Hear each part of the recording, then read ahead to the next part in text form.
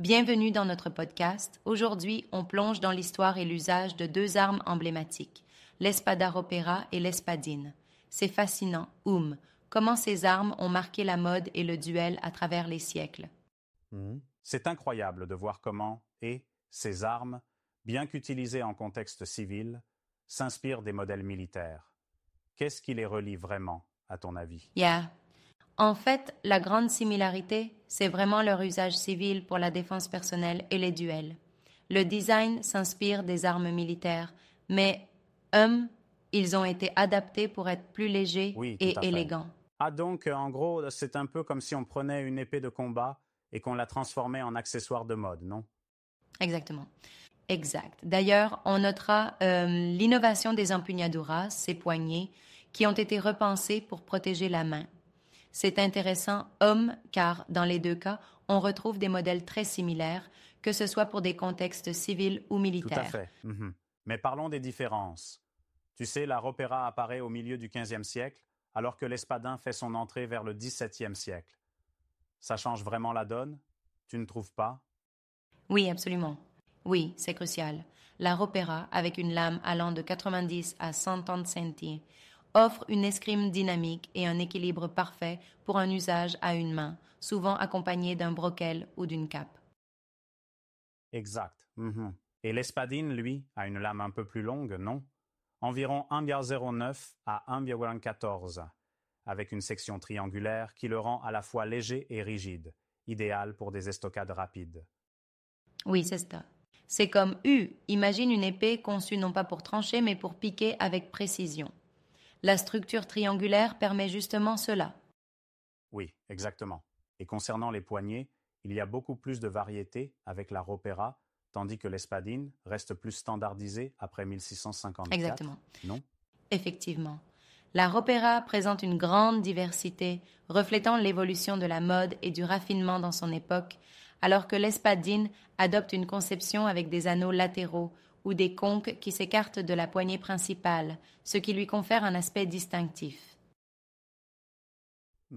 C'est clair. Je remarque aussi que les caractéristiques régionales de l'espadine se développent différemment en Espagne et en Italie, ce qui n'est pas vraiment le cas pour la ropera, n'est-ce pas?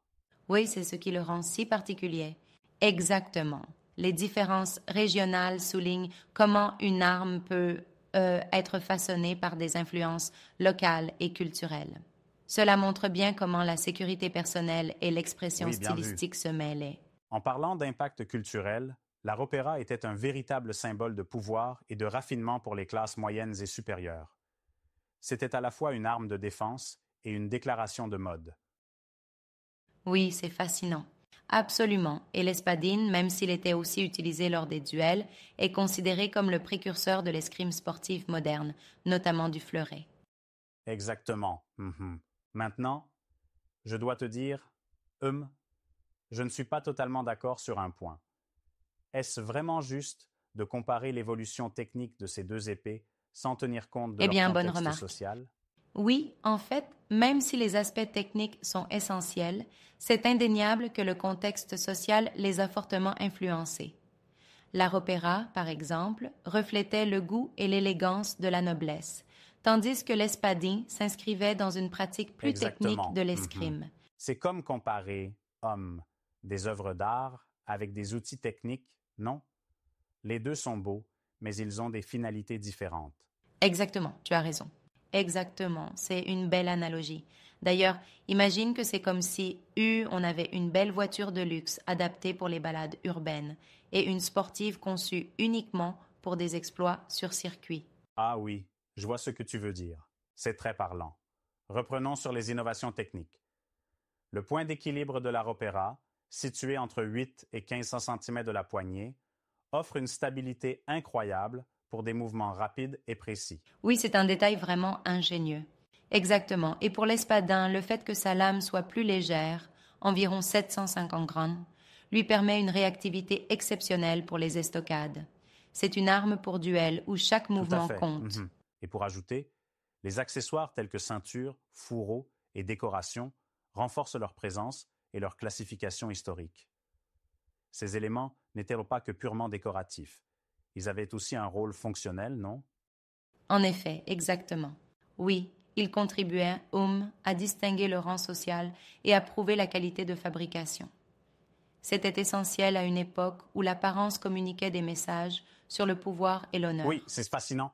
Donc, en résumé, on a ici deux armes qui, tout en ayant des points communs notables, se distinguent par leur époque d'apparition, leur design spécifique et, leur impact culturel profond. Exactement. Mhm. Oui, c'est ça. L'art opéra incarne le raffinement et le statut social dans un contexte civil, alors que l'espadine, eut une esthétique orientée vers l'efficacité en duel, marque le virage vers l'escrime sportive moderne. Tout à fait. Tu vois, c'est un voyage dans le temps à travers l'art, la culture et la technique.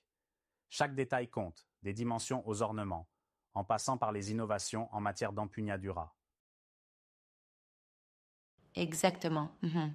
Oui, et cela prouve combien la guerre, le duel et la mode peuvent se mêler pour créer des objets qui sont de véritables œuvres d'art, rehaussées de technologies de l'époque. Absolument. En fin de compte, on peut dire que ces épées ont su traverser le temps en évoluant tout en préservant une part d'héritage qui nous parle encore aujourd'hui. Oui, c'est vraiment impressionnant. Exactement. Et c'est un bel exemple de comment des innovations techniques, même simples, peuvent influencer la culture et le style de vie d'une époque entière. Oui, je suis d'accord, Mum. C'est évident aussi que leur utilisation dans les duels était autant une question de fierté personnelle que de nécessité de Oui, c'est défense. une dualité intéressante. Absolument. Et tu sais, cela nous rappelle que l'histoire de ces armes nous enseigne autant sur l'évolution des techniques de combat que sur les moindres subtilités de la société de l'époque. Exactement.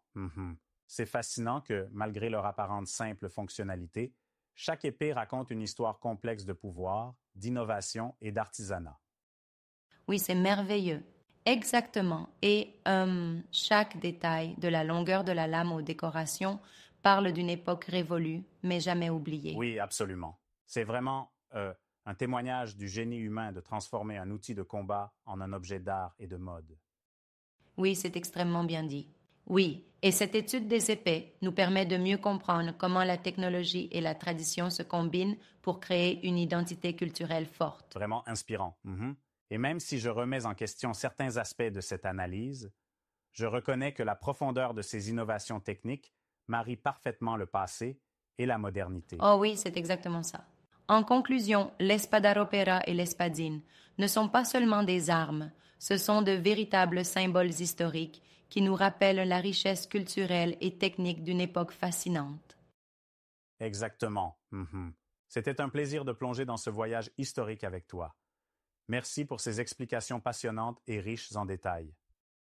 Merci, à bientôt pour de nouvelles découvertes. Hommes passionnantes.